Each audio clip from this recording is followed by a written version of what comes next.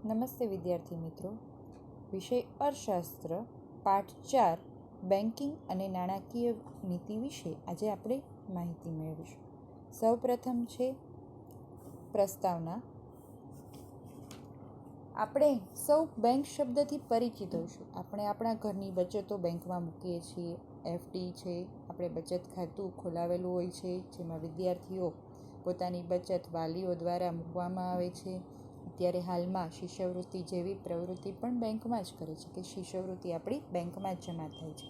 તો આ રીતે આપણે ગેસની સબસિડી વગેરેની જે લેવડ દેવડ છે એ બેંક દ્વારા કરવામાં આવે છે. બીજું છે બેંકનો ઉદ્ભવ અને અર્થ. બેંક શબ્દ છે એ ફ્રેન્ચ શબ્દ બેન્કા BANCA અને ઇટાલિયન શબ્દ બેન્ક્વી BANQUE પરથી ઉતરી આવ્યો. બેંક શબ્દનો અર્થ જથ્થો કે સમૂહ થાય છે. બેંક શબ્દને નાણાંના ભંડોળ સાથે સંબંધ છે. બેંકનો અર્થ બેંક એટલે નફાના હેતુથી કાર્ય કરતી એવી ધંધાકીય સંસ્થા જે પ્રજાની બચતોને થાપણ તરીકે સ્વીકારે, તેના બદલામાં વ્યાજ આપે અને તે થાપણો સાચવે અને આ થાપણો જે લોકોને જરૂર હોય તેમને ધિરાણ આપે અને ધિરાણ સામે વ્યાજ વસૂલ કરે, તેમજ વધારાના નાણાંનું દેશના વિકાસ માટે વિવિધ ક્ષેત્રોમાં રોકાણ કરે. તો ખાસ આપણને ખબર છે કે આપણે બેંકમાંથી કોઈ લોન લઈએ છીએ તો એના બદલામાં વ્યાજ ચૂકવે અને આપણે બેંકમાં જે પૈસા મૂકીએ છીએ એના બદલે વ્યાજ મેળવીએ છીએ. બીજું છે બેંકોનું વર્ગીકરણ અથવા તો પ્રકારો. એમાં પહેલું આવે છે વેપારી બેંક. વેપારી બેંક એવી બેંક છે કે જે દેશમાં રોકાણો વધારવા માટે પ્રજાની થાપણો સ્વીકારે, જે જરૂર પડે ગ્રાહકને પાછી મળે અને તેમાંથી ચેક, ડ્રાફ્ટ, પે ઓર્ડર વગેરે દ્વારા ઉપાડ થઈ શકે છે. વેપારી બેંક ધંધાદારી સંસ્થા છે જે નફા માટે કામ કરે છે. ખાસ યાદ રાખજો, વેપારી બેંક છે એ નફા માટે કામ કરે. વેપારી બેંકના કાર્યો. વેપારી બેંકના કાર્યો આપણે જોઈએ તો થાપણો સ્વીકારવી, ધિરાણની સવલતો પૂરી પાડવી, ચૂકવણી અને ઉપાડની સવલતો પૂરી પાડવી, શાખ સર્જનની કામગીરી કરવી, આંતર બેન્કિંગ વ્યવહારો કરવા, બેંકના ગ્રાહકોને ઉપયોગી સેવાઓ પૂરી પાડવી, નિફ્ટ અને RTGS ઇન્ટરનેટ બેન્કિંગ વગેરે જેવી સુવિધા આપે છે. નિફ્ટ એટલે NEFT national electronic fund transfer અને RTGS એટલે રિયલ ટાઈમ ગ્રોસ સેટલમેન્ટ. આવી સુવિધા, આ બંને સુવિધા કોર એટલે centralise online real time exchange સાથે સંકળાયેલી છે. એટલે ખાસ યાદ રાખજો. નેક્સ્ટ છે થાપણો એટલે કે ડિપોઝિટ. પ્રજા પાસે રહેલી બચતોને બેંક સ્વીકારે છે, જેને થાપણો કહે છે. થાપણો મુખ્યત્વે 4 પ્રકાર: ચાલુ ખાતાની, બચત ખાતાની, રિકરિંગ ખાતાની અને લાંબા ગાળાની થાપણો. એની પછી આપણે જોઈએ તો ભારતમાં શિડ્યુલ બેંક 2 પ્રકારની બેંક છે. એક છે વેપારી બેંક અને બીજું છે સહકારી બેંક. હવે વેપારી બેંકમાં જાહેર ક્ષેત્રની વેપારી બેંકો, ખાનગી ક્ષેત્રની વેપારી બેંકો, વિદેશી બેંકો અને પ્રાદેશિક ગ્રામીણ બેંકો. જ્યારે સહકારી બેંકો છે શહેરી સહકારી બેંક અને સ્ટેટ કોઓપરેટિવ સહકારી બેંક. એમાં આપણે મુખ્યત્વે મુદ્દો લઈએ તો છે મધ્યસ્થ બેંક. મધ્યસ્થ બેંક છે એ મોસ્ટ IMP છે. મધ્યસ્થ બેંક એટલે દેશની સર્વોચ્ચ બેંક જેનું મુખ્ય કાર્ય નાણાં બજાર અને બેન્કિંગ ક્ષેત્રને મદદ કરવાનું, નિયંત્રણ કરવાનું ને તેમને પ્રોત્સાહન આપવાનું છે, તેમજ તેમના આર્થિક હિત માટે નાણાકીય સ્થિરતા જાળવવાનું છે.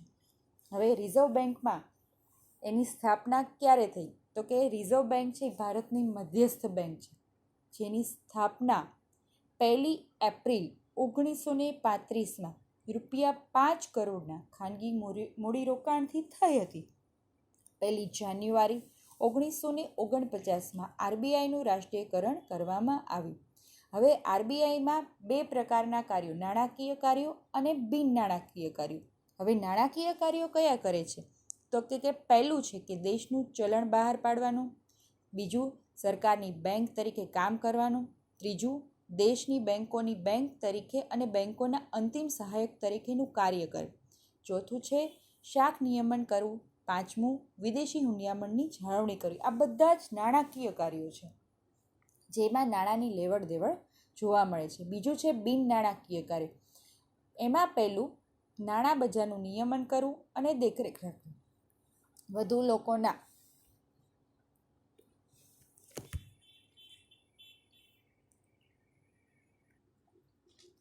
રિઝર્વ બેંકના બિન નાણાકીય કાર્યોમાં પહેલું છે નાણાં બજારનું નિયમન કરવું અને દેખરેખ રાખવી. બીજું વધુ લોકોના સંગઠિત નાણાં બજારમાં આવે તે માટેના પ્રયત્નો કરવા. લોકોના નાણાકીય હિત સચવાય અને તે માટે સહકારી બેંકોને પ્રોત્સાહન આપવું. લોકોમાં બેન્કિંગ અને નાણાં વ્યવસ્થા વિશેની જાણકારી અને જાગૃતતા વધે તે માટેનો પ્રચાર કરવો. બેંકોના ગ્રાહકોના હિત અને હકની જાળવણી કરવી. ખાસ આ બધી કામગીરી ગામડાથી લઈને શહેરો સુધી પહોંચી છે. હવે છે લાસ્ટ નાણાકીય નીતિ. નાણાકીય નીતિના સાધનો. નાણાકીય નીતિ શું છે? અર્થતંત્રમાં નાણાંની માંગ અને નાણાંના પુરવઠાનું સંચાલન અને નિયંત્રણ કરવા અંગેની નીતિને નાણાકીય નીતિ કહેવામાં આવે છે. નાણાકીય નીતિના સાધનોમાં પહેલું છે પરિમાણાત્મક સાધનો અને બીજું છે ગુણાત્મક સાધનો. પરિમાણાત્મક સાધનોમાં આવા સાધનો સમગ્ર અર્થતંત્ર પર એક સરખી અસર પહોંચાડે છે. આ સાધનો નીચે મુજબ છે, જેમાં હું લાઇનમાં બોલું છું, ખાસ યાદ રાખવાના છે. સાધનો ટોટલ 8 છે. એમાં bank rate. Reserve Bank of India વેપારી બેંકોને જે વ્યાજના દરે લાંબા ગાળાનું ધિરાણ આપે છે તેને બેંક રેટ કહેવામાં આવે છે, કે જે રિઝર્વ બેંક ઓફ ઇન્ડિયા પાસેથી બેંક લે છે. Repo rate. Reserve Bank of India વેપારી બેંકોને જે વ્યાજના દરે ટૂંકા ગાળા માટે ધિરાણ આપે છે તેને રેપો રેટ. લાંબા ગાળામાં હોય તો તે બેંક રેટ કહેવાય. Reverse repo rate.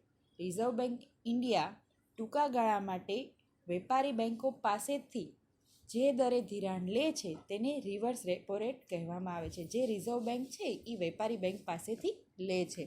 ચોથું છે નાણાકીય સ્થિરતા. નાણાંની કટોકટીના સમયે નાણાકીય સ્થિરતા જળવાય માટે વેપારી બેંકો રિઝર્વ બેંક પાસેથી નિર્ધારિત વ્યાજના દરે ધિરાણ લે છે. વ્યાજનો આ દર રેપો રેટ કરતાં પણ વધુ હોય છે. ખાસ યાદ રાખજો, નાણાકીય સ્થિરતા લાવવા માટે જે વ્યાજે લે છે એ રેપો રેટ કરતાં પણ વધુ હોય છે. રોકડ અનામતનું પ્રમાણ. એમાં CRR cache reserve ratio. Banking વ્યવસ્થામાં પૂરતા પ્રમાણમાં રોકડ નાણાં મળી રહે તે માટે RBI અને CRRનું પ્રમાણ નક્કી કરે છે. કાયદાકીય પ્રવાહિતાનું પ્રમાણ, જે SLR statutory liquidity ratio. Banking regulation act મુજબ દરેક વેપારી બેંક CRR ઉપરાંત પોતાની કુલ થાપણોના 25% જેટલું મૂલ્ય રોકડ, સોનું, સહકારી જામીનગીરીઓ વગેરે સ્વરૂપે રાખવું જરૂરી છે, જેને કાયદાકીય પ્રવાહિતાનું પ્રમાણ કહે છે. આ પૂછાય છે. ખુલ્લા બજારના કાર્યો. નાણાંનો પુરવઠો વધારવા કે ઘટાડવા RBI ખુલ્લા બજારમાં સરકારી જામીનગીરોનું ખરીદ વેચાણ કરે છે. ફુગાવો કે મંદીના નિયમન માટે આ પ્રકારના કાર્યો થાય છે. ભારતમાં 1991 પછી આ સાધનોનો ઉપયોગ શરૂ થયો છે. એટલે કે ખુલ્લા બજારના જે કામગીરી થાય છે એ 1991 પછી જોવા મળ્યું છે. સ્ટીરિલાઇઝેશન નીતિ.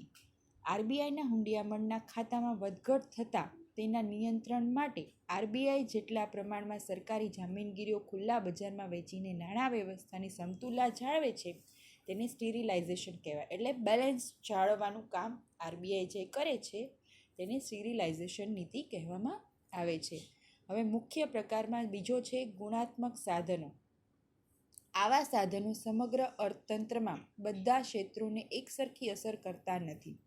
આ સાધનો નીચે મુજબના જે લાઇનમાં આવે એ રીતે યાદ રાખવાના છે. પહેલું છે સલામતી. ધિરાણ લેનાર વ્યક્તિ પાસેથી સલામતી પેટે ઘરેણાં, થાપણો, ઘર, જમીન વગેરે મિલકતો લખાવી લેવામાં આવે છે. આપણને ખ્યાલ છે કે લોન લઈએ તો એના મકાનના બદલામાં હોય, ઘરેણાંના બદલામાં પણ હોય છે. બીજું છે માર્જિન. માંગેલ ધિરાણના અમુક ટકા જ ધિરાણ મળે તે ટકાવારીને ધિરાણનું માર્જિન કહે છે.